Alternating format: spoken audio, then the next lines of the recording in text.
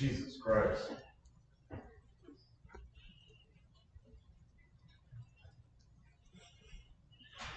me turn this around so I can see it.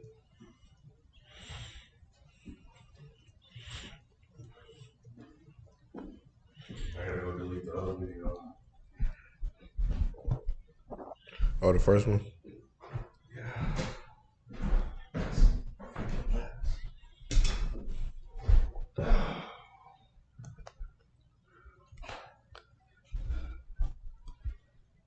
Yeah, I don't know what happened, but the damn fucking computer shut off.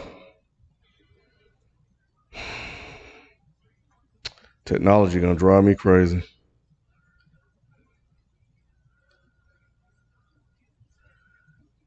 Yeah, the computer just went. It tried to install Windows 11. Like it tried to install Windows 11. I think it did an update and just shut off. So hopefully we won't have that happen again.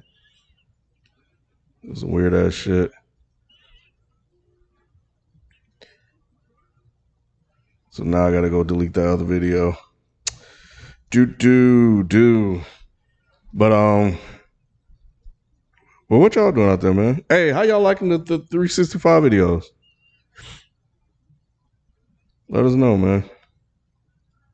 Delete this old video. Let me make sure I grab the right one and not delete B video. Well, if I did, it's gone now. All right.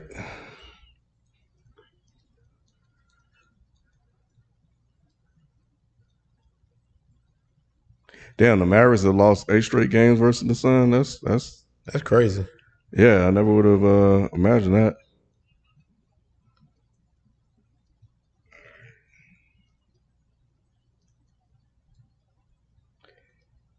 I wouldn't say they're beating the fuck out of the Suns. What, tonight? Yeah, we got one going up today. I'm waiting.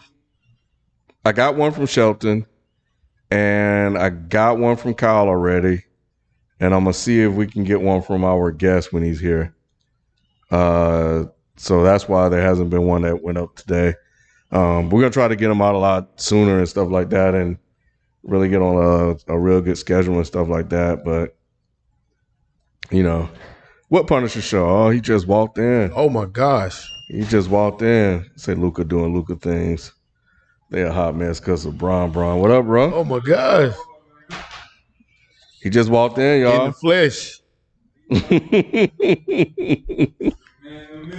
Yes, sir.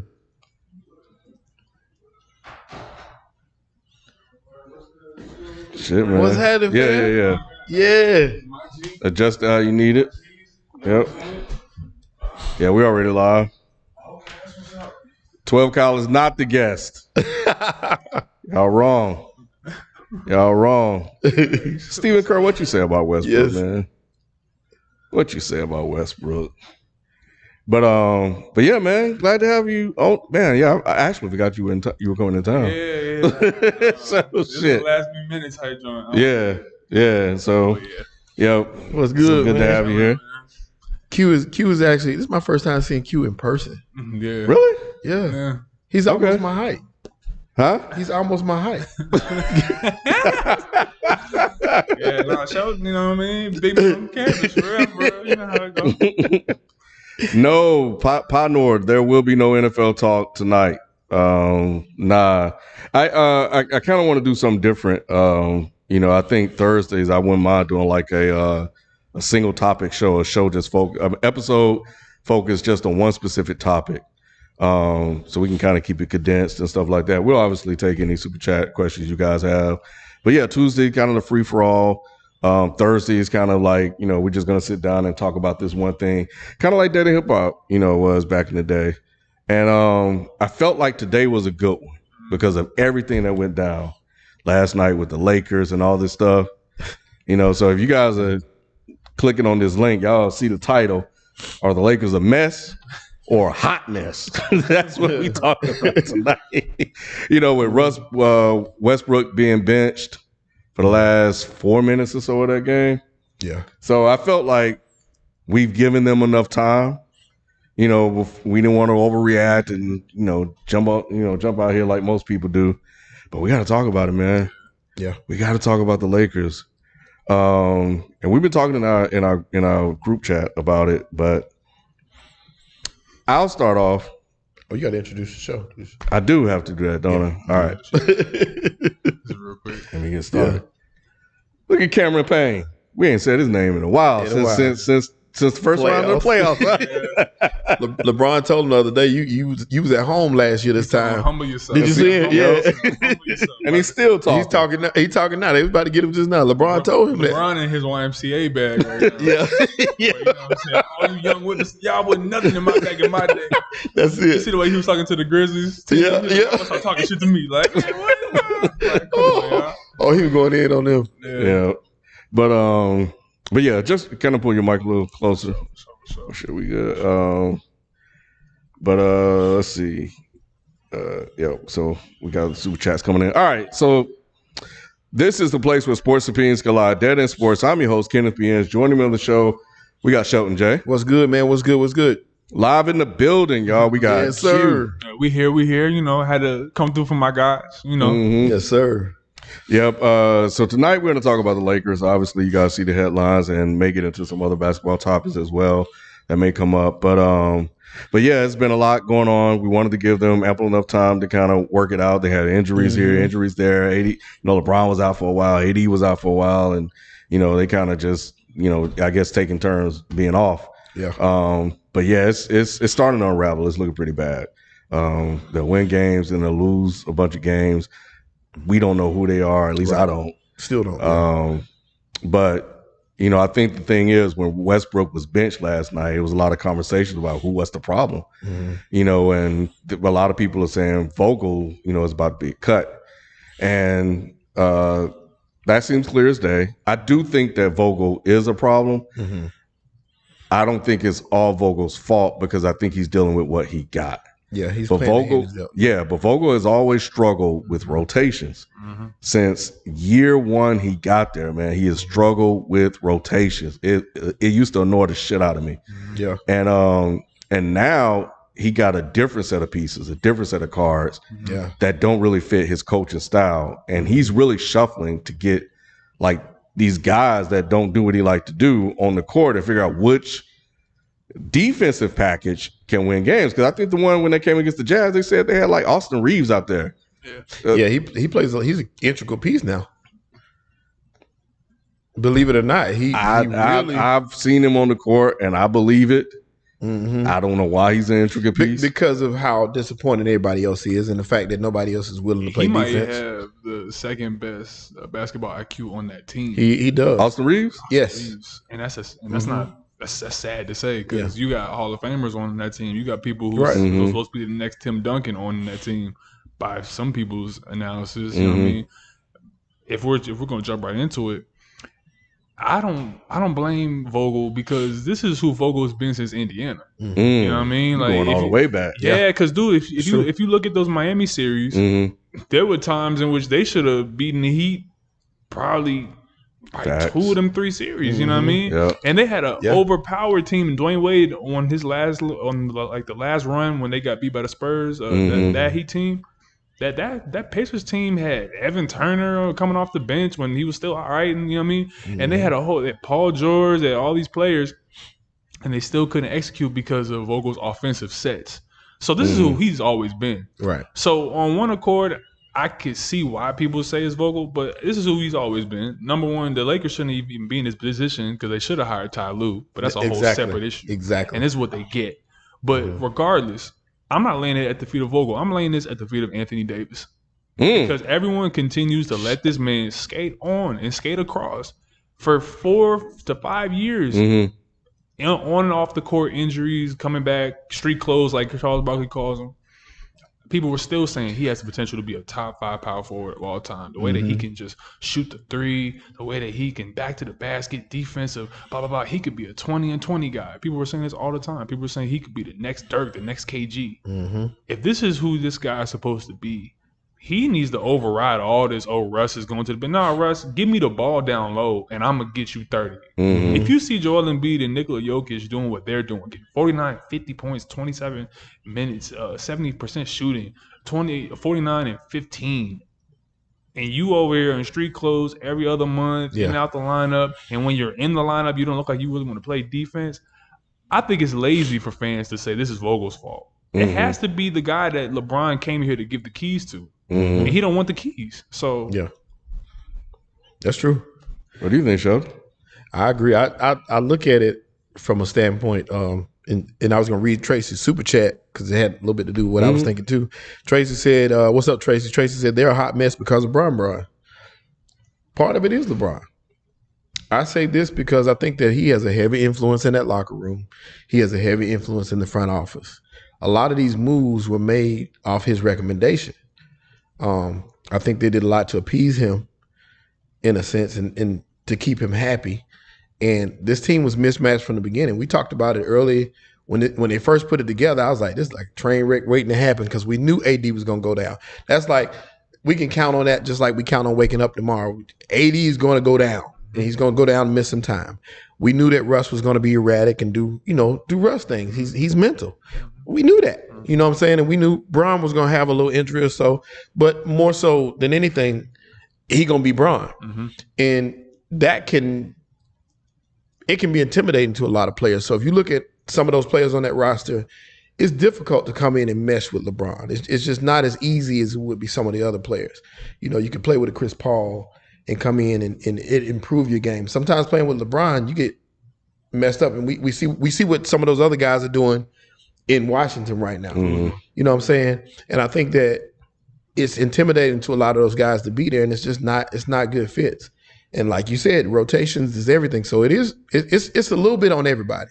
It is a little bit on everybody. But Vogel to me was just an implant. I don't think that I never thought he was the answer. I didn't. I just thought he was like just there. He's the LA version of Mike McCarthy. Yeah. Exactly. He's just there to sock pup up at the guy. Hey, you know what I mean? Do what we're telling you to do. Do LeBron. This could just be the locker room manager. That's all he is at this point in time. So I don't know what their strategy is with Russ moving forward. But we were all saying before, not we were all, but a lot of people were saying before the season even began, well, this is great because now you have AD and Russ. They can take the load off LeBron. Russ and AD can get you like 40, 50 games playing at the, a lot of usage rate, the highest usage rate, while LeBron just kind of close to save himself for the playoffs. Right. This is giving me like 2013 Kobe with LeBron. And I mean that in all the bad ways where it was too much on Kobe's plate, having to play on both ends of the floor. He was exerting defensive player of the year energy. Right. And then that Achilles just went. And 100%. He was never the same. So I'm looking at LeBron get these nagging injuries. As much as he takes care of his body, they're still starting to weigh on him. So I don't know what their strategy is going forward, but they can't continue to put this on LeBron the way that they're doing, man. They can. He's doing a lot, and he's playing well, but like you said, he's having to do too much. The one good thing about the Warriors this year is Steph can struggle a little bit and they still winning games. Steph can kind of step back a little bit and score 19 points, and the Warriors still gonna win by 20. Because he has the people around him and the pieces around him to take the pressure off. So when it matters the most, Steph can still give you them 50 and like it ain't nothing. He got energy to do it. LeBron's not going to have it. Like I said, if he's healthy down the stretch, he's not going to have the energy to continue to do the things that he's doing to put you in a position to win these games. And it's not a good look. It's just not. Yeah. And with the amount of firepower they have on that team, we should be able to see them sustain struggling Russ right now. But because they haven't been on the court at the same time, you got pieces missing. Kendrick Nunn ain't played. I don't think he's played all year. Yeah, no, he hasn't. And he also had a setback. Yeah. So he ain't coming anytime soon. And then like I said, you got all these mismatched pieces. You got Carmelo trying to play, playing major minutes and having to play defense, which he never was a good defender anyway. Now it's even worse. You got these guys out here trying to do things that they're not accustomed to doing. You don't have that defensive stopper. I got Stanley Johnson. That's he ain't even signed through the season yet. But you know what's funny? He's the energy guy. So Stanley Johnson and Austin Reeves are these two pieces, undrafted and 10-day contract guy. These are the energy guys that they're relying on. And what does that say about a Lakers team stock full of talent? And Malik Monk, 1-year deal. You think he's not playing himself into getting a 3-year deal from somewhere else that they can't bring him back? Correct. And as long as they got Russ on this team, he about to get a contract somewhere else. Yes. So you're looking at the fact that their roster construction is just horrendous at this point in time. The only miracle that you can pray for is that a team gets desperate and wants to do a 3-team deal that involves Russ. That's the only way I can see it. Bro. That's not going to happen. And it's not going to happen. It's not. Because who's going to want to help the Lakers get out of that? Right. And nobody's going to. That's what I was going to say. They have no bargaining pieces with that. They don't have a sweetener. I was looking at it earlier. They don't have a sweetener to put in the pot with the Russ deal. Like, you ain't got no picks to give out. You don't have anything, like no 22, 24 first round picks. You have nothing to put with Russ to deal him. And so it's like it's really nothing you can do. You're strapped at this point. And, I a lot of people say, "Oh, it's LeBron." LeBron B said it. LeBron put this team together. I think from what I heard is that Westbrook went to LeBron about playing together. He went to AD, and then they went to the Lakers and sold the idea. These other guys, I don't know how much input Bron had in that. I don't know if that's been reported that he was like, go get this guy, go get this guy. I think maybe his whole thing was, I'm going to get Westbrook and you guys figure out the rest. So when you look at roster construction, that's why, where's Rob Pelinka? Why are we not talking about him? Because he did a good job of putting the other pieces together and said, it's going to be AD, it's going to be LeBron. We're going to have Rondo. We're going to have a high IQ guy, even though he plays sparingly here and there. And then we're going to have all these other pieces, KCP and Harrell, who was in and out of the court again, Vogel, THT and Kuzma, who you shitted on. But you see Kuzma, when he settled into his role of doing that glue guy dirty work, they don't have that anymore. You got a bunch of guys like Kent Bazemore. What the fuck you signed Kent Bazemore, Wayne Ellington for?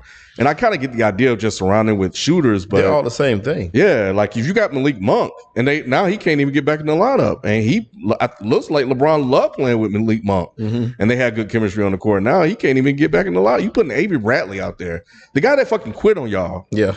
And y'all put him out on the court. Didn't want to go to the bubble. Right. Didn't even want to go to the bubble. And y'all still try to give him a ring, which is cool, fine, whatever. But you bring him back and he's on the court and, for defense. But it's like he's not, especially with this unit, he's not doing enough for you.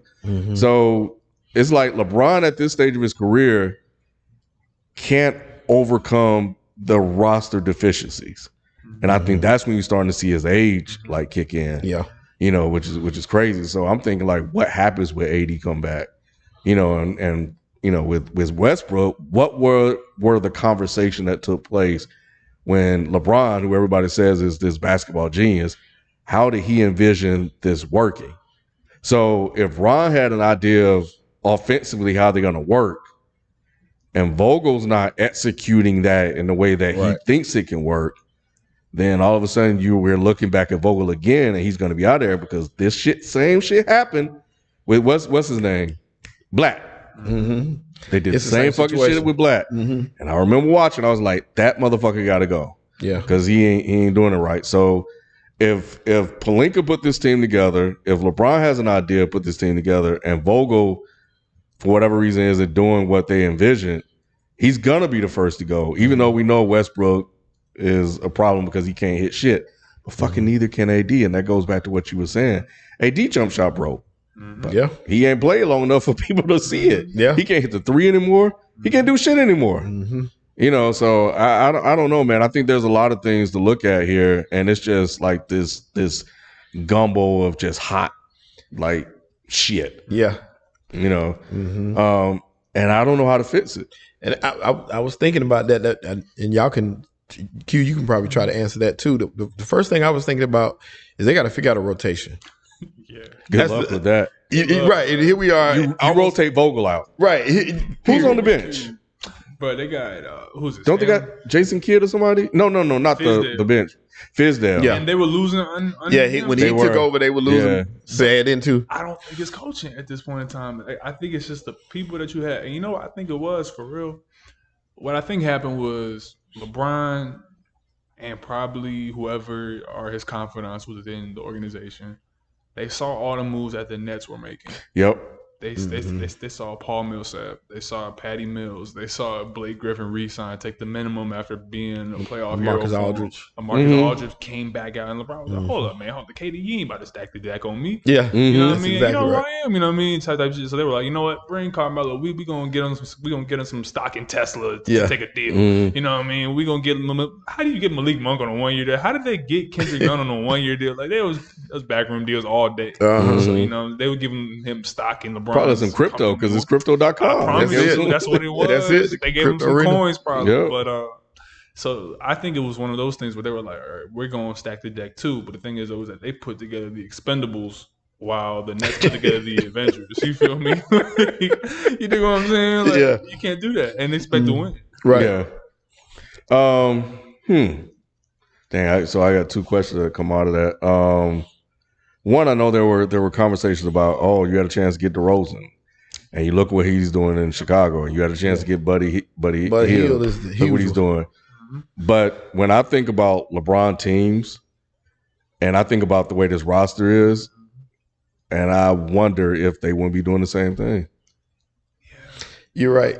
It goes back to what we were talking about earlier, like playing with LeBron and watching LeBron. Like a lot of people, they change their game and they change their attitudes playing with him. It's like everything is deferred to him. Let me back off because he's the man. And you're right. Buddy Hield may not be Buddy Hield with LeBron. Yeah, because the offenses are different. You'll have better spacing. You'll have better shooting on the court because DeRozan is a mid-range master. But still, like offensively, it's going to be LeBron going to walk the ball up, dribble, and then, and that's it. And direct people, you get over here, I'm going to drive, and then I'm going to kick it out to you, you're going to shoot. Right. So you wouldn't get a chance to see those guys on lock. So, I know it sounds cute to say in the media, but when you think about it, LeBron has had guys before it and didn't work. LeBron, it shit barely worked when he was with Wade and Bosh. They got what, 2? Yeah, they got 2. And we saw the offense there. Ray Allen had to save him. I was going to say Ray Allen was. He just doesn't work well with like a superstar team. Yeah. So the other thing that came out of listening to you talk is like, how is it able to work with guys like Harden, Kyrie, and KD, but it can't work with LeBron, Westbrook, and AD? It just worked with LeBron and AD. Because I think it's, to borrow from a popular term in basketball, Twitter, basketball, social media now, is like those are like pure hoopers. You know what I mean? Where like it's all just ISO between the leg, whoop whoop. You know what I mean? Get to the basket, can attack from all 3 levels. You know what I mean? Hezzy pull-ups. You know what I mean? Where LeBron's bag is.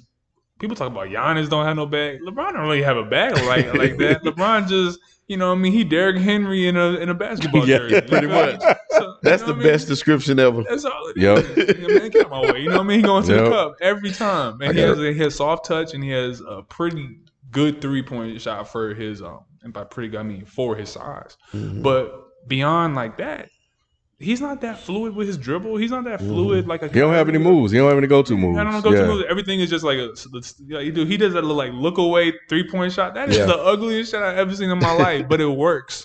So he's shooting. I think he's shooting his highest 3-point percentage in the last couple of years, and he's making the most free throws. So that's good for him.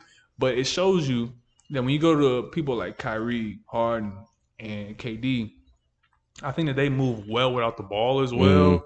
And they can also just stand back because they know that the other guy's efficient. Harden's going to get to the line.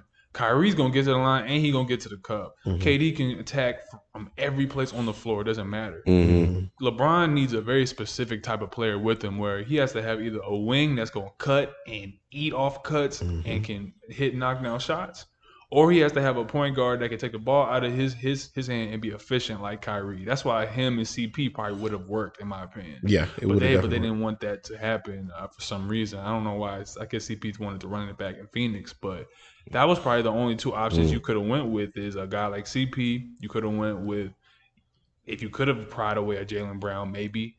But there's only probably like 5 guys in the league that I could see working with this AD LeBron trio. You know what I mean? And CP was one of them. So CP, Jaylen, and I can't really name the other two off my head. Maybe a Kyle Lowry, but that's it. Yeah. Is AD kind of the same way though? Like he like I don't recall them running a lot of offensive sets for him or anything like that. Even when he was in New Orleans? Yeah. You know, it's just like give AD the ball and let him go to work. Alvin Gentry had the best offense for AD. For AD? Yeah. He was a rim runner. He treated him like it was almost like AD was like JaVale McGee on steroids. Yeah. Whereas, like, for real though, like, yo, get a bunch of blocks and we gonna feed him the ball. We gonna turn around hook. He gonna three give him the ball.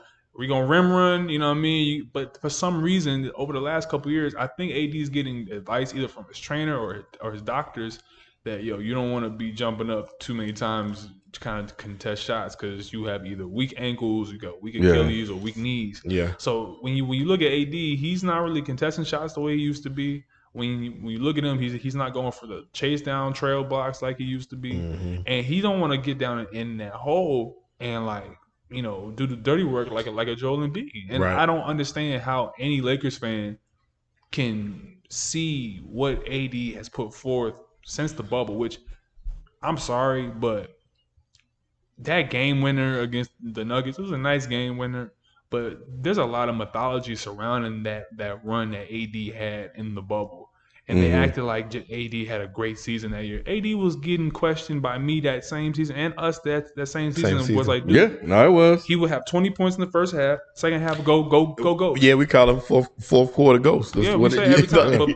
But because they beat a beat down Miami team, now we're like, oh man, that was a great AD season. It was okay AD season. And then after that, he had a bad season. After that, he's hurt now. So this AD run, to me, that is the biggest, like, I have to lay it at that altar right there, bro, because he's supposed to be generational, right? And he's not being generational. He should be, according to the masses, a top 3 player right now. Yes. Period. And they always tried to sell him. They did. They were literally saying, I think it was Bill Simmons and it was Jacoby and Jaylen. They were all talking about this guy has a potential to be the next David Robinson, the next, Kevin Garnett. You can't throw names out there like that, and you scared to, go up against the big guys. Like, Joel Embiid should not eat your lunch every time y'all play. No. Jokic, you shouldn't have Dwight Howard on him. AD should be on Jokic. Jokic too big, man. Yeah, but it don't matter. And then AD put on weight, and then he get hurt. It don't matter. Like, come on, man. Like you said, KG wouldn't ran from nobody. I'm saying nobody. KD imagine saying, JaVale, you get the MVP. I'm gonna go over here and just play the zone. What? Yeah. Come on, dude. That's not how that works. But it's like, when I think about the time, like AD and this Lakers offense, it's kind of really the same thing as a lot of ISO. We just gonna give you the ball. You can jab step a couple times and hit that little fade away. Like, dude, come on, man. Yeah, it's never an offense, when it comes to, and that's kind of like LeBron teams, period. That's the thing that when you watch the Warriors, like, man, I was like, man, what if LeBron had something like that? But he's never had. It's just his play style. It just never had it. So I wonder, could he play like that though? I don't know. I've that's asked some that constant movement. Like those guys. He said he wanted to play off the ball before, but I don't know what his version of off the ball is. Right. So this is why I said for months that the guy that they should have gone after when he was still relatively being undersung, because once he started to get like spotlight, his trade value increased, was Drew Holiday. Because I looked at Drew Holiday. I'm like, y'all know I stamped it for years. I'm like, this guy is the best two-way point guard in the NBA. Like, people are not giving credence to his ability for on-ball defense, his defensive IQ, just the ability to get steals, the ability to shut down or help off of all-star talent and superstar talent is incredible. And then to be able to hit a three-point shot at a respectable clip, play off the ball, catch and shoot, floater, whatever. He has a pretty solid game all around. So if you look at those seasons where AD was most effective, he had Rondo and Drew Holiday. You already got Rondo there. Go get Drew Holiday. Now run that same offense. And they swept the Blazers, right? It was like 4-1. But he had Dame in prison, bro. Yeah. You know what I mean? So it's like you ain't got to worry about those small guards cooking you. LeBron can stay off. But instead, they went and shot for Russell Westbrook. And I think that that's just the immovable object, man. You can't really get around that. Right. Damn, I love him, too. That's a good pick. Player to highlight too, because he got long arms. He's not afraid. You know, he'll take the big shot if need be. And like I said, he's there to play every night. Ain't too many like that. So they're a playoff team? The Lakers? One and done? They're a playoff team, but they are one and done. I mean, play-in team, I guess. That's what I meant to ask. Play-in. Yeah, they'll definitely be a play-in team. Damn. Well, I can't say definitely. Let me take that back. The only reason I can see them, who's in 6 right now? The only thing that can save them right now is AD coming back and catching fire, and Kendrick Nunn coming in and contributing right away. What would he contribute? Who? Kendrick? Yeah. I think just another ball handler. Somebody take the pressure off Bron. Maybe some knockdown 3-point shots. I'm not saying he's a knockdown 3-point shooter, but to knock him down, you hope, you know what I mean, at a respectable clip. And then maybe some ability to help defense off of, like those kind of guards. Because that's what they need. They need to get rid of Bazemore and Ellerton and go find some type of defender. Yeah. You know, like Darian Finney-Smith. I read a good article about him, about how he, basically he only stayed in the league because of defense, and he worked everything else. Yep, on 3-point shooting, and now he's the 3-and-D guy, and he's shooting he went from shooting 30-some, a low 30s to like 38%. He's like one of the top 3-point shooters in the league. But you need a guy like, this is all I'm gonna do. These motherfuckers went and got fucking Trevor Ariza. Yeah, Trevor fucking Ariza. And Trevor been done. Trevor has been terrible as a terrible as a Rocket, and I think he had a good Lakers run. I think that's when he was so good. Beef, Trev. Huh? What was he good at last though? He was solid. What was it? He'll be solid in the regular season, but remember those Rocket teams? And whenever they would go in and in the playoffs, he would be horrible. 27 missed. They would need them too. They would need him in those games. Yep, because it was the ones that they lost. The Rockets lost when Chris Paul got hurt. That's when they needed him. He could not hit a fucking shot, bro. Yeah, and that's where they win. If he had made a couple shots, they would have won advanced. Yeah, and that's why I hate when I listen to Stephen A. and he reel off the names of players that Russell Westbrook. I hate that he's trying to push this narrative about you play with Ibaka and KD and James Harden and Chris Paul, and you play with all these people and Bradley Beal, and you only got no titles. Well, they went to the fucking finals once. Yeah. Like, did we forget that? Ibaka just went and became a role player for another team, so let's not overvalue him. Yeah. Once he left. James Harden doesn't have one yet, so why are we throwing his name out there? Right. KD had to go to the Warriors to get his. Like, come on, man, this false fucked up narrative that you're trying to put on this man. And we talk about the fucking Wizards. They were a fucking lottery team before he got there. And he ain't saving nobody. Right. And look at him now. Right. Look at them now. They're still a 500 team. So let's not overhype all of these players and say, oh, Russell Westbrook, you play with all these great players, you're going to win a title. Let's have some context about these situations. And, he lost to LeBron. Like, you lost to LeBron and fucking, that's come on, man. Miami, he went there to win. Like, right. It wasn't like he lost to LeBron when he was still in Cleveland and still trying to get it together. Yeah. He lost LeBron when LeBron said, all right, this is my big move to go win with my other two superstar friends. So, people want to swing the pendulum one side or the other side. Either Russell Westbrook is the worst basketball player to ever touch a basketball, or Russell Westbrook is overhated and y'all are doing way too much. He is a great player. When it needs to be right in the middle, where Russell Westbrook is a first ballot Hall of Famer who is incredibly flawed, who hurts his team in a lot of ways, but helps his team in many ways because he exerts a whole bunch of effort and he's going to give it 110% every game. night.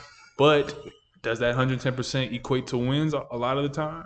Nowadays, no, it doesn't. Especially when he was a solo act. So let me ask you this: when did this version of Russell, the nightmare Russell, when did the one that people love to criticize? At what point did that happen? Was it when KD left? I think it was and KD he had left. to do so much. I think it was after the second triple-double season. You think so? I think it was when KD left because they were like, why would KD leave you? I thought that, well, I could have been seeing a separate camp, but I felt like it was more so like, oh, poor Russ, man. KD left him, so fuck KK. It was. No, it was. Russ. You Russ got some of that too. Yeah. But you had some people saying KD left because of you. That He was, said he couldn't win with you. That's what a lot of Colin people was pushing that narrative. Mm-hmm. That was Everyone Colin was Cowherd. more so like, oh, Yeah. poor Russ, and we're going to ride with our guy now. And then when he got the triple-double, I think because he got it, because the triple-double was like the onus for the MVP, people were like, man, that's not a real MVP, dude. Like, you know what I mean? All he doing is stat pad. That's blah, blah, blah. They getting bounced out the – I really think the whole shift from Russ happened when Melo went to OKC. And they saw that, oh, shit, they can't beat the Jazz. Mm-hmm. Russ, what the world? You was just MVP, man. You know what I mean? Right, and people forget Paul George can hit shit. Didn't hit nothing. Yeah, it was like it wasn't really all on him.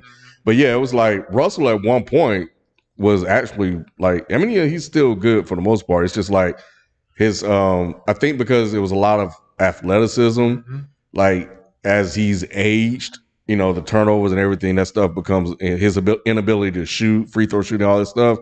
It's just started to decline, you know. So, and I think going back to the, like, statistically, I would have to look at Basketball Ref to kind of look and see when statistically did he started to fall off, and it could be the triple doubles season. Like, that probably took a toll on him. And Dame, when Dame waved them off. Oh yeah, that was like the end of like the mystique around Russ. I really feel like it, and not saying that it was like completely there even at that moment, but it felt to me more like as soon as he waved them all off and sent them home, that broke up OKC as a team. Like they went to complete rebuild mode. They shipped Russ off to Houston, and I think that people expected that Houston team, bro. That Houston, like, can we be clear that they shipped Clint Capella away to the Hawks, right?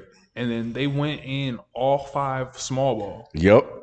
People forget, like, Mike D'Antoni lost his damn mind that season. He was like, you know what, we gonna play Jeff Green, we gonna play Eric Gordon, we gonna play Russell. Tucker was 5. He was the 5 playing against Giannis, and then everyone was like, oh well, you know, Russ, this is Russ and Hart. I'm like, dude, what do y'all expect them to really do here? You know what I mean? So here's what I'm saying. NBA fans, I feel like we're very sensationalist because of what the media puts in our faces, where we're like, man, the narrative of the 4 letters GOAT, everything is about GOAT, everything is about, you know, highlight, everything is about, you know what I mean, this amazing 3-point stat, this amazing, like, analytic or whatever that's being pushed to us, and that's the onus of what we have nowadays in NBA culture. But sometimes you just got to step back and think and ask yourself as an NBA fan, who should realistically be expected to win in the era of super teams? If Golden State had KD for 4 years, right? I mean, for 4 years. I think they went 2 and 2. And they went like damn near almost 3 back to back. Nobody was supposed to beat that team. Nobody. So when people say James Harden's second best player was Chris Paul, who had torn his hamstring, and they couldn't make 27 threes in a row. They couldn't make 1 out of 27 threes. Yeah. So when was he supposed to win? You know what I mean? With Mike D'Antoni, who is a real, like, historically, you know, defensively deficient coach, when you have teams in like a Miami, who was supposed to beat Miami? The fact that the Spurs did that just shows you how great that dynasty is. Yeah. But nobody should be looking at Russ and KD like, oh, that was a failed team, bro. They didn't want to go into the luxury tax. That's Sam Presti and them's fault. If they kept James Harden, they might have won a championship. Right. But because we're just so hell bent on the individual inside of the team and who can rise above their team, we think that a collection of superstars is supposed to be, surmounted by a great all-time player who's really on his own or just coming into his own, and that's just not how the NBA works. No, and it's like this whole so Colin just hates Russ Westbrook. He's responsible for a lot of this stuff. He used to go in on him all the time, and Russ would do things to kind of give him talking points, but he would falsely say that James Harden didn't want to play with Russell Westbrook, and it's like that is factually incorrect. You just said the reason why they wanted to get rid of him because of the fucking luxury tax. Presti's fault. It had nothing to do with Russell Westbrook. They were all just together. It's like, so, and if you want to spin it that KD wanted to get away from Russ, maybe KD is telling the truth that he actually wanted to play in that free flowing system and go to state and play that type of basketball instead of what they were playing. Right. So you have to be weary of the media because he for a while he turned people. Tomlin went 13-3, and Colin had people think he was the worst coach in the NFL. That's crazy. Man. That the influence that these guys can have on certain people. So that's why when I bring up Stephen A. Smith pushing this narrative by listing all these great players without proper context on when he played with these people and the construction of those teams and the likelihood of them actually winning a title, it's just like it's what is the word I'm looking for? I cannot think of it right now, but he knows better. It's the best way I can put it. It's like you shouldn't do that, bro. It's just dishonest. You know what I mean? You're supposed to be a better journalist than that. Where's your integrity in putting that out there? So I don't know. It's just crazy. Because even in that game 7, yo, remember, Deion Waiters was the best player on that OKC team in game 7 against the Warriors. Russ and KD played like garbage. Oh yeah, remember Harden too. Hey, bro, you know what I mean, bro? Like Harden, when they came back from 3-1, the Warriors. Oh, you said the Warriors. I'm sorry. Yeah, I'm thinking about Miami. Shit. But yeah, you're right. And even if you want to take it back to 2013 or 2012, let's start there. Russ was the only one who was still gunning in that game 6. Was it? It went 6 games. Russ had like 40 points.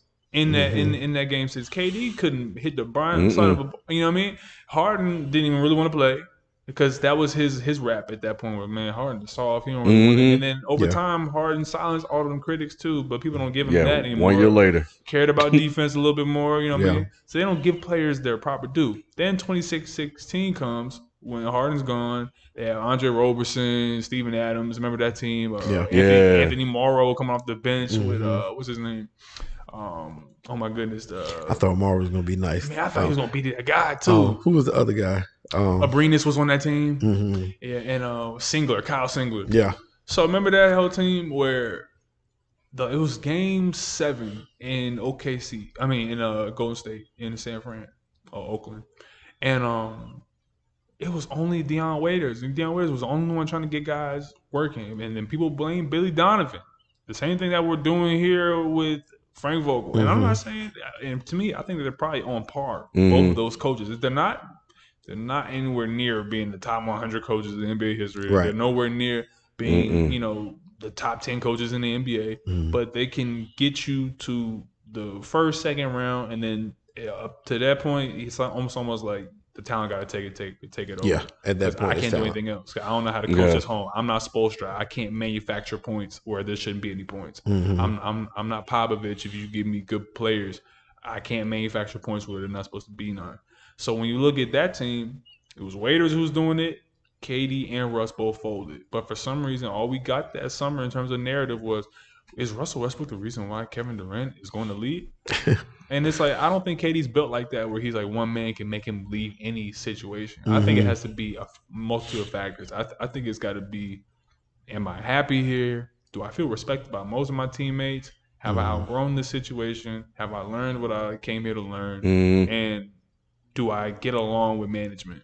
Right. I feel like the reason why KD left OKC was I think he felt like he outgrew the management. I felt like he wanted a bigger brand. I feel like because now you see him with his the media stuff, right? Yeah, he's doing good things. Yeah, for sure. So that's 100%. Factors, and then the the star wasn't big enough for him and Steph there. Sharing that spotlight was even though he's with Kyrie now, he's still kind of the big man on campus there. KD. But with Steph, it's still kind of You know table. who I am. Yeah.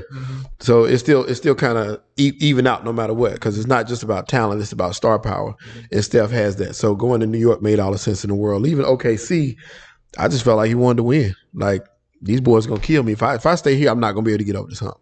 Let me get with them. They look like they're having fun. You playing them, watching them, having a good time. You like, dang, I can go over here still. Why they busting your ass? Yeah. You like, I can go over here and play with them, make money, win championships, and do all. Let's go. Yeah. It was an easy decision. Yeah, and it worked until Draymond happened. But I can't remember my take. I knew I wanted Billy Donovan. I knew Billy Donovan wasn't it. I had to get Billy Donovan out there. But I don't know if I think I went in on KD. KD was bad. Yeah, that's bad. Yeah, but I think I got in on KD on that one. Because that's what led remember. people to be like, this was the softest decision I've ever seen by NBA Yep. player to leave, blah, blah, blah.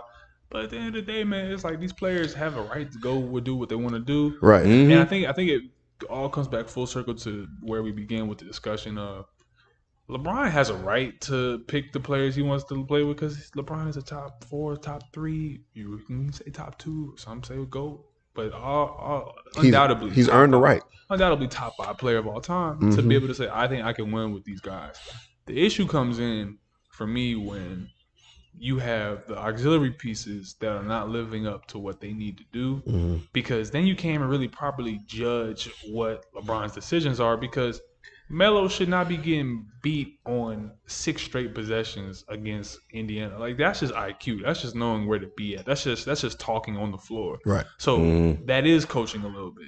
But it's also, we're missing our big 7'1" anchor that's supposed to be our defensive stopper. Right. So where is that guy at?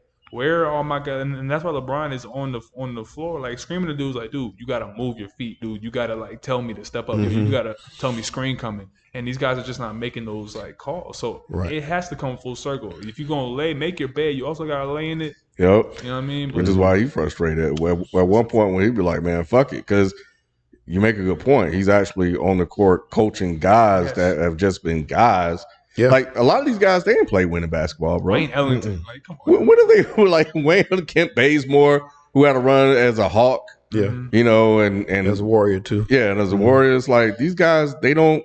There's a reason why they were on losing teams for the most part. Except none played on that Miami team, but he's out. But yeah, he's out. So yeah, you gotta also instill those type of values in them, like those little details, those intricacies that they don't have. You know, so yeah, so I think you bring up a very valid point about that, and why some guys are missing their assignment, because they probably don't fucking know. You know, so. But I don't know. We'll see, man. It's going to be interesting to watch, and if they can even turn this thing around. But you know, I think they just do got to get rid of some guys. I don't know how though. I just look like some of those role players. They can dump some of those guys. That's where they would need to start from, because that's what they were missing, those little pieces. We talked about JaVale McGee earlier. I would have rather JaVale McGee over Dwight Howard even. You know what I'm saying? DeAndre Jordan, of course. Yeah, JaVale McGee over DeAndre Jordan. Yeah, I would have taken him over Dwight too. JaVale McGee played an important role on those teams, and he's doing. They were better together right now. Though. Oh, both of them. Yeah, well, yeah. If you had to choose between if 2 of those 3, then of course I'm taking Dwight over anybody over DeAndre Jordan. But JaVale McGee would have been my priority at center. They should have sold high on Horton Tucker. They should have sold high when they had the chance, and now they overexposed them. They overexposed their investment, because that's obviously some clutch stuff going on. But they overexposed them, and now they see that he's just kind of not another guy, because I think that's kind of like too harsh on him, because he's still young. But it's like they're seeing that, oh, this is a project player that y'all trying to pass off. You don't think he can play though? I was gonna say he played well these last few games. I think he's more than just a guy. Like I'm saying, I think he's a project player though. I think he's like on the level of like a Cam Reddish to me. You know what I mean? You think he's trying to do too much sometimes when he's out there? Yeah. You know what I mean? He's trying to find himself in the system and for sure. and get there. Yeah, no, I like THD. Yeah, THD, he's solid, man. But he is young. He a project player, so I don't really understand like why they were trying to pump him. Like LeBron was on some like, oh, this guy is it. He's him. And I'm He like, always does that. he always did that. To his He young, found young, somebody, increase bro. The trade value. Who was that guy he was hyping up? Oh man, it was somebody he was hyping up one time. Cavs, or was it somebody on the Cavs? I know he hyped up somebody and never went to play with him that went to the Cavs that time. But LeBron always hyping up somebody like that. I remember they went and drafted this guy for LeBron, and LeBron left. Who was it? I can't remember. Shabazz Napier. Yeah, Shabazz Napier. Yeah. Man. And LeBron said, "Hey, appreciate y'all." I like Shabazz, man. I hate that. Oh man, he was doing Lion pulling, man. He was. But yeah, I think so. Yeah. Yeah, LeBron always find that one guy that he just fall in love with, and then they do something stupid, and then he hate him forever. Yeah, So maybe that have with Malik LeBron's Monk. such a diva sometimes, man. He is, it's man. Just like, dude, come on, man. Like, you gotta be better than that. You know what I mean? So I think we've identified that it's roster construction, it's coaching, it's LeBron's personal choices being the GM. And then it's also just the IQ of the players he's playing with, dude. Like Russ, bro, Russ is not even trying sometime on defense. He looks bad, man. He looks bad. It looked like he ain't got it no more, bro. He looks washed, man. Yeah. I hate to say it, but yeah. He's hitting the top of the square. Yeah, man. The top of the square, and that shit bounce off. Like he's trying to do that little bank shot. Yeah, that thing is struggling, man. It looking elderly, dog. Like he look elderly out there, man. Yeah. His knees after No old man game, bro. No old man game at all. Yeah, I wonder why they didn't keep IT. IT played good in that little bit of stretch he was there with them. IT3? Isaiah Thomas, yeah. Hell no. You didn't like him with them when he was out there? They got enough problems, bro. Nah, man. They did that as a favor. They wanted to, when did he play with them? That was over Christmas break. Come on, man.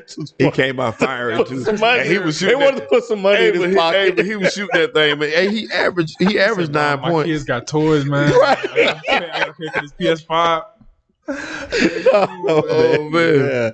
Hell no, absolutely I not. like IT, man. Y'all sure y'all didn't like him? Stanley Johnson put a buck on that whole team. Like, man, y'all don't stop paying me into these 10-day contracts and pay me. He better be happy. He better be happy. He better be happy, man. I always, every time Stanley Johnson come up, I gotta bring it up, man. I remember he thought he was the LeBron stopper. You remember that season? I remember that when he was with Detroit, and they got swept. man. He thought, B thought he had something.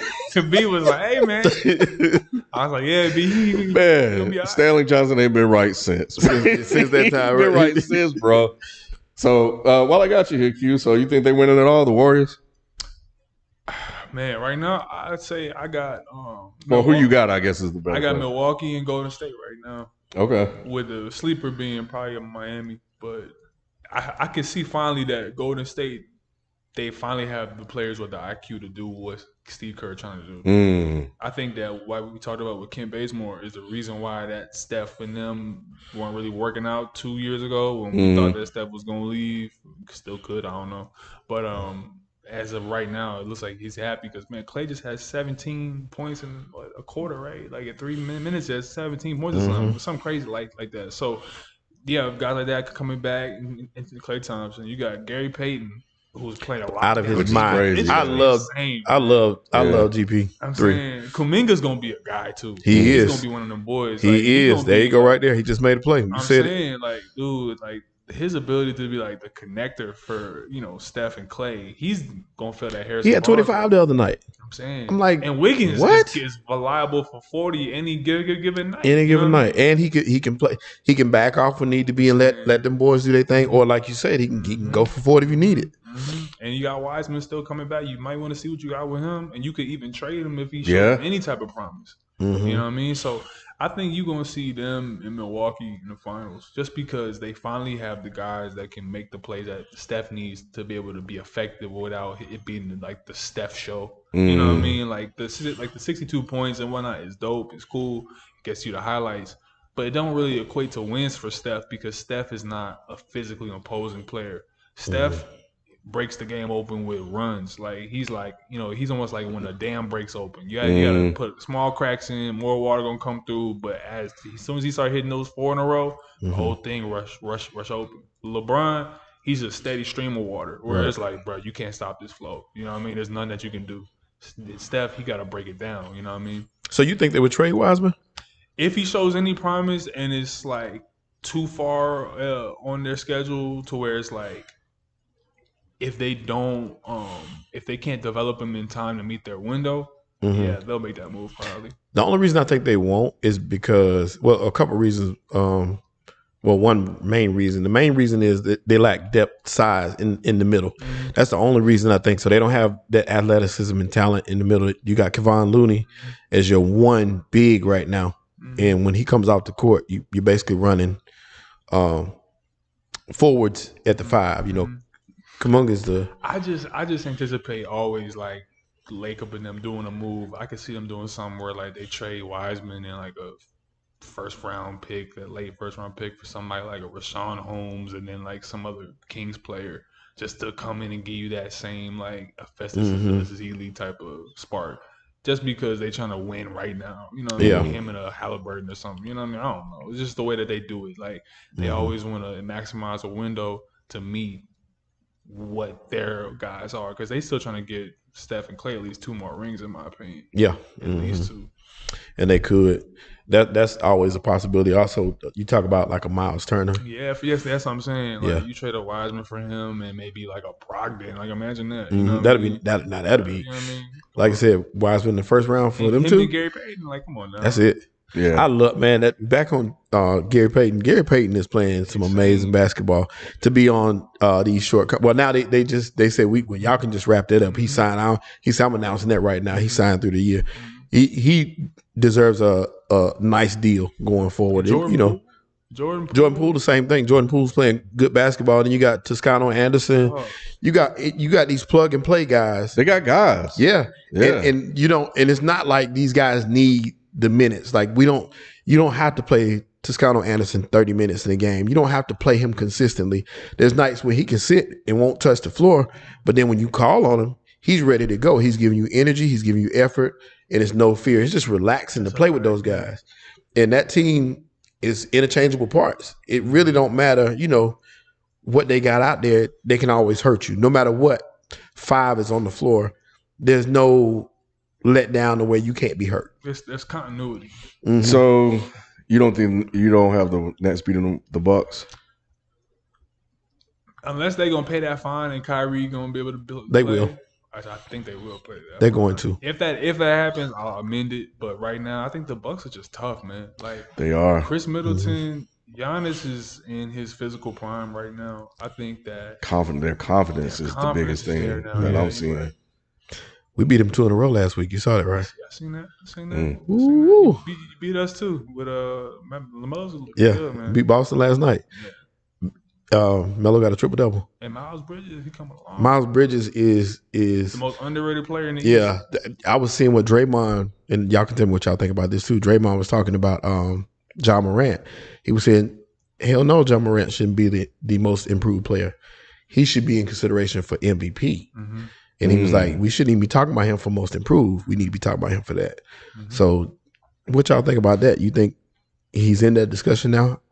I think so. I think you got to look at it from, I think it's Jokic, Embiid, and Ja right now. You know what I mean? KD out for 4 weeks now. Yeah. 4 games. Steph hit that little wall, that little slump. Steph been struggling a little bit, but Steph always go through that, man. He have those like 3 weeks that always knock him out of MVP contention for some reason. But right now, with the way that the big men are playing and the way that Ja has that Memphis team just kind of just humming, man. Like he reminds me of like Detroit Isaiah Thomas and like Stephon Marbury, man. It's just like it's weird. Like he has those weird like defensive grit and grind intangibles that you need for Memphis, because he makes the small plays. Like he's gonna set that screen that most guys who are the superstar point guard, they're not gonna set it. Steph ain't gonna set those certain type of screens. No. Kyrie not gonna set that screen, but Ja gonna set it. You know what I mean? Or he's gonna dive on the floor for the loose ball, or he's gonna make that extra pass that guys at his ages don't make. So when you see Jaren Jackson not necessarily living up to what he should be, and they're still carrying, Dylan Brooks is a factor. Like, you know what I mean? With Desmond Bain. That's what LeBron was going at. Yeah, that's what I'm saying. He got LeBron's head. When Desmond Bain got LeBron's head, I was like, he's a ride. That's what I'm saying. So I Desmond see fucking it Bane. for Ja, man. Ja, he's gonna be there. He just gotta know how to land, dude. He Yeah, scares me with his he land. scared me with that too. He Oh my remind god, me of like D Rose with like his hops, man. that's what somebody said in here. Do them tape it one time and that thing could blow up and it'll be over. I'm saying, So, knock on wood for that, man. For sure. Yeah, I agree. I want that ground game to be a little bit stronger, so we don't have to do all that. Yeah, man. Because that's what killed Russ's career, in my opinion. Towards the end, is all those arthroscopic surgeries. Oh yeah. We got any super chats? Yeah, we do. We got some. Let me read through these. I'm sorry about y'all missing you late. We had some good conversation. I had to let that roll. Tracy G, what's happening again, Tracy G? We're glad to see you back in. I ain't seen you in a couple weeks. Hope your holidays was good too. Tracy said Vogel is an industry plant. It's not his fault or Westbrook's. Blame the pseudo GM, Bron and Anthony Davis. The worst signing they could have done. He's saying he Frank the Rapper. Or was that white boy they got out there, Jack Harlow? Nah. Oh wow. That guy's terrible. Oh Lord. Tracy G also said it's time for Bron to become a role player on a superstar team. Tracy went hard at Bron this week. Damn. I'm mad. I trade Ben Simmons right now for LeBron. I don't know about y'all, but I trade him right now. Tracy been hard on Bron. Hey, Mr. Ant-Man said earlier, he said, Q, make sure you leave early without saying peace to keep the tradition going. Just like Q got to do like he do on the screen, just walk off.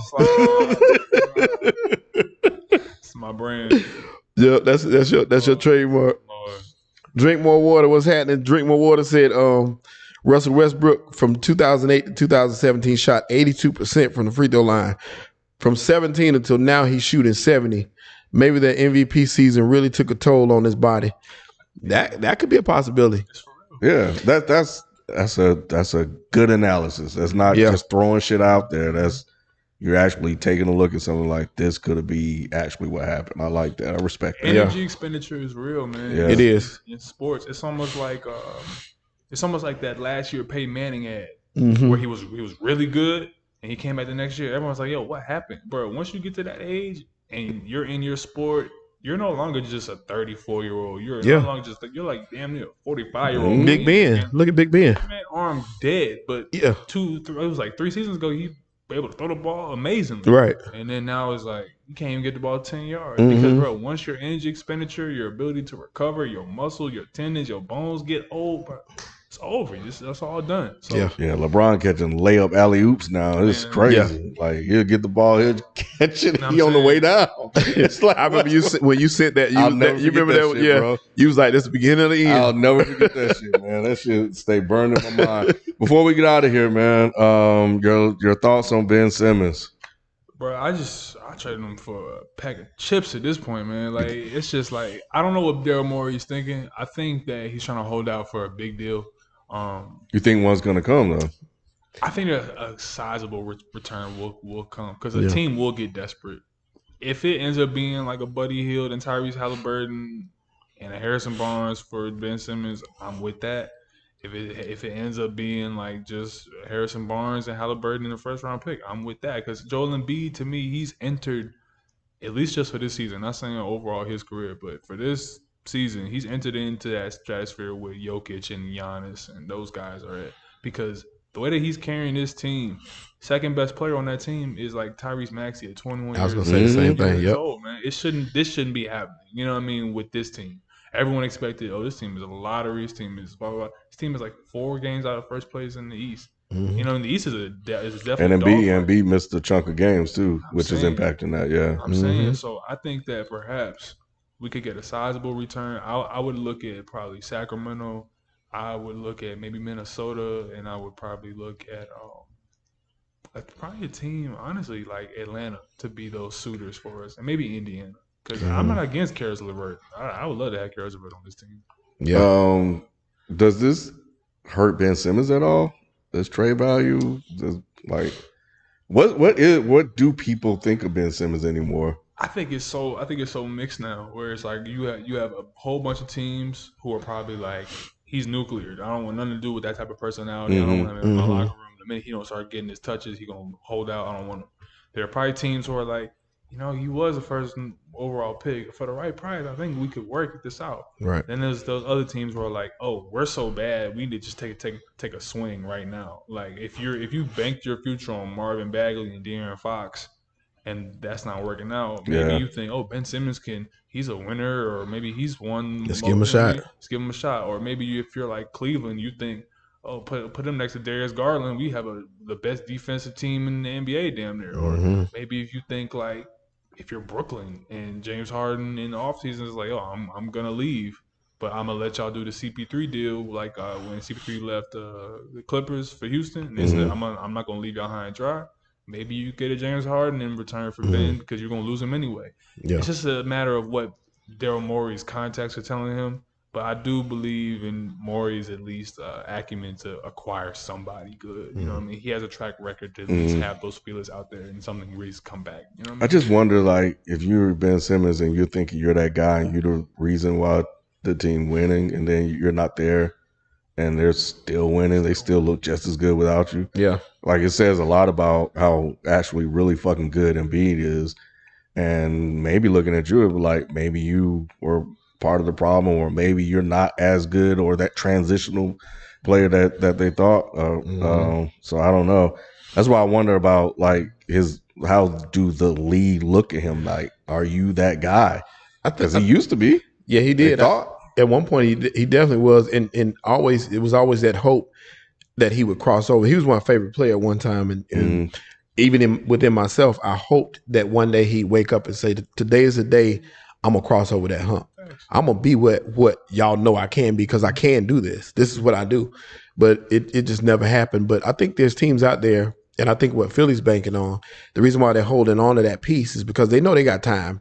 In a sense, well, I'm gonna say it. No, I feel it. I wouldn't trade him. Yeah, I'm gonna say it for two separate sides. Yep. They feel like they got time. Time is on their side because they hold that contract, so they got the power. At some point, somebody out there gonna get desperate, or he's gonna get desperate and want to come back and play. So that's the hope. It's like we're gonna hope that he, say, look, well, I know I can't do nothing. I gotta come play, and he comes to play ball. It'll probably never happen, but really, if Boston gets out their own way, they need to trade Jaylen Brown for Ben Simmons. Or trade Jason Tatum for Ben Simmons. I know it never happened. I know people might think I'm just being a homer, but for real, Boston is too talented to not pick one of those guys. They have the same exact issue that Philly had for years, where everyone was saying the same thing. They got to pick between Joel Embiid and Ben Simmons. They have to pick. Right? Yeah. They are not giving that same microscope to Boston, and it's failing just as much. Yep. And no one is saying that because they went to the Eastern Conference Finals damn near half a decade ago now. Yeah. So it's like, what are we saying? Right. Where Jason Tatum doesn't look as good as he used to be. Right. When he dunked on LeBron. And Jaylen Brown is just getting his stats now. You know what I mean? He looks great, but they're both just getting their stats now. Where what they need is that guy like Alonzo Ball and a defensive stopper and a guy who can facilitate. So if you have a 6'10" dude and just make Tatum the focal point, build around Tatum, and no one's saying Ben Simmons got to be Jaylen Brown. You might not even need another guy like that. You might just need him to be a Draymond. Right. Yeah. No. Right. Yeah.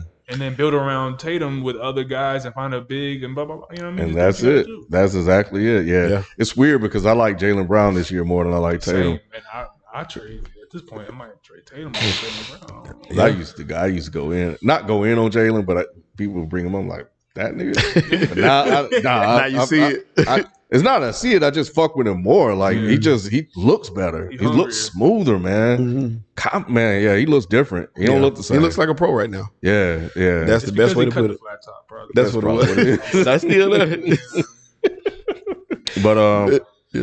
But yeah, we got one more super chat too. Drink More Water said in January, Giannis 32, 11, and 7, Embiid 33, 10, and 5. Joker's 26, 14, and 8.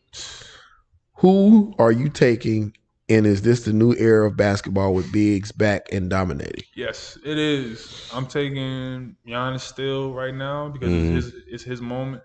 But Embiid and Jokic are right there neck and neck. And it is the era of the big because it's like stocks, man. Like, you know what I mean? It's like the stock market. Once everybody buys into one thing, value is created on the other end of an undervalued thing. So if everyone bought into the three-point shooter, the point guard who can move it out the ball, who can get up a bunch of shots and hit from 40%, then that left the middle wide open.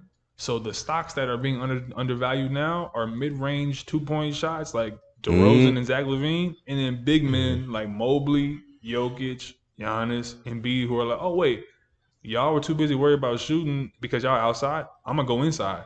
So now you got guys like that who are just dominating now because there's no answer for them because they're not even really building players anymore to be able to know how to deal with post defense like that. They're not even around that anymore. So yeah, it's the era of the big man. Yeah, man it back for real. Yeah, who you got? All three are pretty much unstoppable. I think I'll go with Embiid because it's like that mindset is clicked in. Yeah. It's almost like he got on the phone with Shaq. Yeah. And Shaq was like, bro, like, what are you doing? And he just come out, he just like barbecue chicken every night. Yeah. So yeah, I'll probably go with Embiid. Yeah, I was gonna say the same. I'm going with Embiid just because we're seeing that fire, and he's been consistent. He would have won it last year if not for the injuries. Which you don't get with Giannis, so that is a factor. Yeah, you know. But this year, since he's been so consistent, if he can stay consistent like this, give me Embiid. And what a story that would be, though. You know what I mean, to close out, because what a story that would be if Embiid is able to go from first 3 years. Everyone, I mean, y'all remember those years. Can't remember the years. I do. Like, just hold on with them.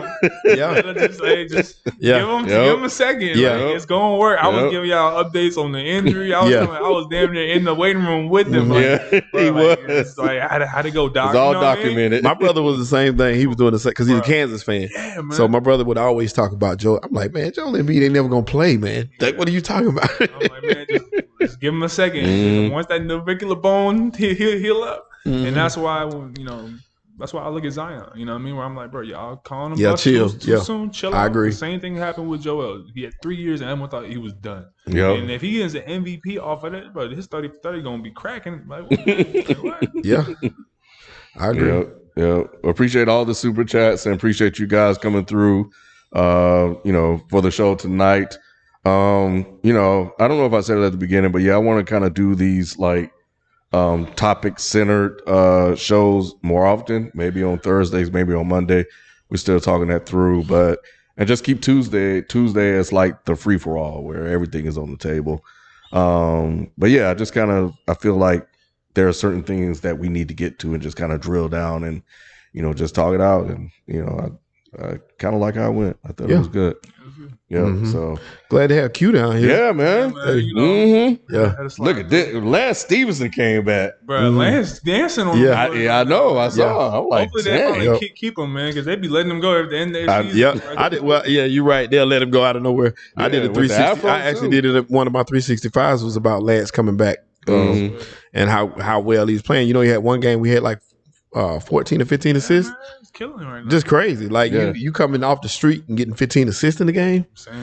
Yep. And that's like a style that we don't see in Indiana. They were missing that style. Yeah, they were missing that, and he did his thing. He actually played well with the Hawks. So these 10-day contract guys are earning their money. Man, that was like low key. Like last thing I know we all gotta go, but it's like that little 2 weeks where all those 10-day guys. That was like where you found some gems. Like you really did. Yeah. The Heat found this dude named Kyle Guy. I don't know if y'all know. Yeah, Kyle Guy from Virginia. Yeah. Bugging out there. Yeah. Like, you know what I mean? Yep. Shout out Tillman. You know what I mean? Yep. And all these guys were on those 10 days, and they're getting these contracts now. Shout out to Brandon Goodwin. He got picked up by the Cavs, and he's out there doing his thing. So shout out to a lot of these guys, man. I feel like there's a conversation there. I just don't know what it is yet about how these COVID players came in, these replacements, and some actually show that they can play now. I don't know if it was because they were playing against competition that was similar to them because other teams had, a similar situation or not. But it's interesting. It is. So I'm still thinking about it. But yeah, we'll catch you guys Tuesday. And make sure you guys subscribe to the channel and catch all of the 365 videos we're dropping. Yes, sir. And we out. Peace. And when you get a chance, man, we got 145 people on right now. Please hit the like button. We can have 145 likes. Thank you.